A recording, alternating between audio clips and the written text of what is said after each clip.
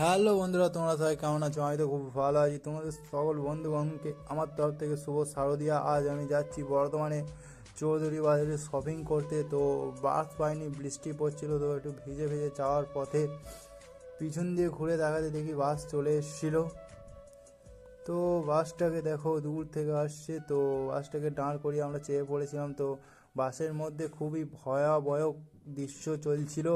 তো চারিদিকে খালি মেয়েরা ছিল, তাদের মধ্যে আমি। তো দেখতে দেখতে আমরা বর্ধমান ওভারব্রিজের কাছাকাছি চলে এসেছিলাম। তো এখানে মন্দিরটা দেখো দ্বারকানগর বানাইছিল।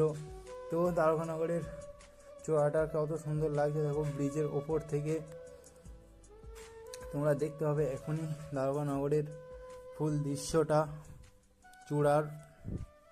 তো কি বলবো বন্ধু, আমার ফোনটা খুবই খারাপ, তো ভিডিও কোয়ালিটি ভালো হচ্ছে না। তো কিচ্ছু করে নাই, গরিব ঘরের ছেলে আমি।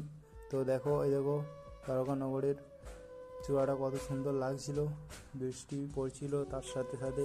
তো আমরা চলে এসেছিলাম বাস থেকে নেমে, একটা জায়গায় দাঁড়িয়েছিলাম। তো আমরা দুই খ্যাপা ছেলে মিলে বেরিয়ে পড়েছি বৃষ্টিতে হাঁটতে হাঁটতে। আমাদের গন্তব্য জায়গায় চলে এসেছিলাম প্রায়।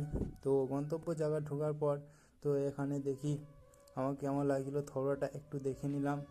তো আমাকে তো ভালোই লাগছিলো মোটামুটি। তো এখানে আমাদের এক শার্ট নিয়েছিলাম। তো নেওয়ার পর আমরা বেরিয়ে পড়েছিলাম বাড়ি যাওয়ার উদ্দেশ্যে বৃষ্টির জলে ভিজে ভিজে।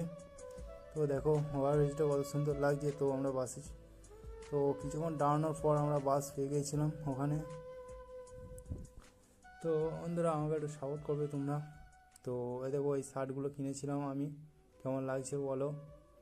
তিনটে শার্ট ছিল, একটা স্যান্ডো গেঞ্জি ছিল, একটা জিন্স প্যান্ট ছিল। এখনও দুটো জিন্স প্যান্ট আছে, তো ওগুলো দেখানো যাবে না, ওগুলো ভয়াবহ দৃশ্য। তো তোমরা আমাকে একটু সাপোর্ট করবে বন্ধুরা, এবং লাইক কমেন্ট শেয়ার সাবস্ক্রাইব করে দিও।